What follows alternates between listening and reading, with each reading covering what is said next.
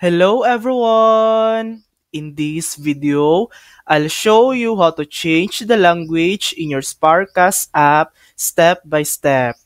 First, close the Sparkas app completely. Then go to your phone settings.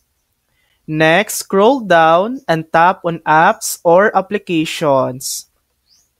Now, scroll through the list until you find the Sparkas app and tap on it.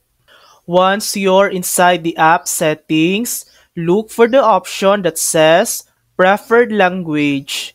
Tap on it and you'll see a list of available languages like English, German, Polish, Turkish, Ukrainian, and Czech. Select the language you prefer, then go back and reopen your Sparkas app. The app should now appear in your chosen language. And that's it. That's how you easily change the language in the Sparkas app. Thanks for watching! If this video helped you, please like and subscribe for more helpful tutorials.